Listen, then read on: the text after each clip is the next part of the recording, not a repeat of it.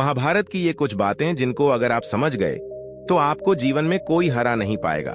महाभारत से आप कई ऐसी बातें सीख सकते हैं जिन्हें अपनाने से आपको कभी हार का सामना नहीं करना पड़ेगा। हिंदुओं के दो सबसे पवित्र महाग्रंथ हैं रामायण और महाभारत। दोनों ही कथाएं इंसान को कई तरह की सीख देती हैं। दोनों ही में दी गई सीख और बातें आज के जीवन में भी बहुत ही सहायक हैं। महाभारत से आप कई ऐसी बातें पा सकते हैं जो आपके जीवन को एक नई दिशा दे सकती है। इसलिए महाभारत की कुछ ऐसी बातें हम आपके साथ शेयर कर रहे हैं जो इंसान के जीवन को नई गति देती है। महाभारत की कथा हम सभी के लिए एक बहुत बड़ा संदेश है। जीवन में निरंतर चल रहे संघर्ष को इस कथा में कदम कदम पर दिखाया गया है। महाभारत की शुरुआत से लेकर अंत तक जीवन के संघर्ष को दर्शाया गया है। अंबिका और अंबालिका का संघर्ष हो या फिर गंगा को पाने के लिए शांतनु संघर्ष का, या उन दोनों के साथ के लिए भीष्म पितामह का संघर्ष, इस कथा की तो शुरुआत ही संघर्ष से हुई है। महाभारत की कथा हमको कहती है कि जीवन में कभी भी किसी भी समय चाहे परिस्थितियां कैसी ही क्यों ना हो, संघर्ष से हार मानकर नहीं बैठना चाहिए। महाभारत की कथा में यह देखने को बहुत बार मिला है कि मुख्य और अहम लोग भी दूसरों की बातों से अपने निर्णय लेते या उसको बदलते नजर आए थे। इससे हमको एक बहुत ही अहम सीख मिलती है कि अगर हम अपने निर्णय लेने में खुद सक्षम नहीं हो पाते और उनके लिए हम दूसरों पर पूरी तरह से निर्भर रहते हैं या दूसरों की सलाह की प्रतीक्षा करते रहते हैं, जिससे हम अपने भविष्य या अपने साथ होने वाली घटना को खुद कभी भी नियंत्रित नहीं कर पाएंगे। दूसरों के ऊपर निर्भरता आपके अंदर एक डर पैदा करती है। इसलिए जब भी कोई निर्णय ले, सोच समझकर खुद ही ले, फिर वो चाहे गलत हो या फिर सही हो। जिस भी इंसान के मन में डर रहेगा वह कभी भी खुलकर जी नहीं पाएगा। डर हमेशा आपको नाश और अंत की ओर ही अग्रसर करता है। अक्सर डर में हम कुछ ऐसे काम कर जाते हैं जिन पर बाद में हमें खुद बहुत पछतावा होता है। महाभारत के पात्रों में डर और उसके परिणामों को खूब दिखाया गया है।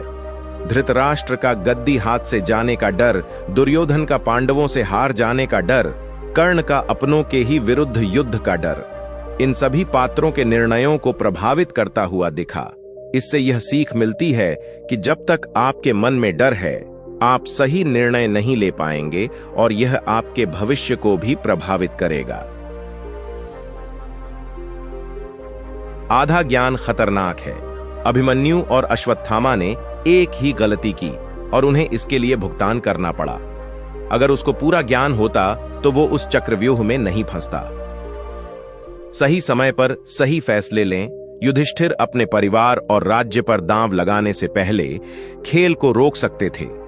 युद्ध से बचने के लिए दुर्योधन कृष्ण से सौदा स्वीकार करने में विफल रहा। महिलाओं का सम्मान करें। रामायण और महाभारत दोनों में प्रतिपक्षी लोगों की मृत्यु के अध्याय इसलिए लिखे गए क्योंकि वे महिलाओं के साथ बुरा व्यवहार करते थे। यदि आपको दुविधा है तो वह चुनें जो आपका कर्तव्य है। अर्जुन दुविधा में पड़ गया कि उसे युद्ध करना चाहिए या नहीं। कृष्ण ने उसे युद्ध करने की सलाह दी क्योंकि वह उसका कर्तव्य था। युद्ध कभी अच्छा नहीं होता। यहां तक कि विजेताओं को युद्ध जीतने के लिए बहुत कुछ खोना पड़ा। इसलिए कोई बात कहकर मनाई जा सकती है तो वहां पर युद्ध करना गलत होता है। एक वादा तोड़ना ठीक है यदि परिणाम सभी के लिए अच्छा होगा।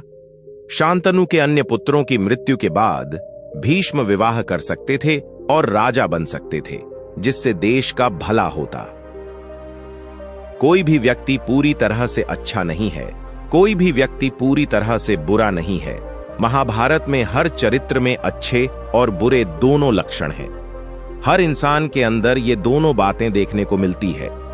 शब्दों का प्रयोग सावधानी से करें। शब्द एक बार कहने पर उन्हें वापस नहीं लिया जा सकता। कर्ण ने द्रौपदी को वेश्या कहा, यह विनाश का कारण बना। कभी भी अहंकारी या घमंडी नहीं होना चाहिए। संपूर्ण महाभारत में कृष्ण ने जो काम किया वह लोगों के अहंकार को कम कर रहा था। कृष्ण ने युधिष्ठिर, अर्जुन, भीम और भीष्म के अहंकार को भी नहीं छोड़ा। आशा करता हूं कि आपको हमारी इस वीडियो से कुछ सीखने को मिला होगा। अगर वीडियो पसंद आई है तो लाइक करें और अपने दोस्तों और परिवार के साथ शेयर करें और चैनल को सब्सक्राइब करना ना भूलें।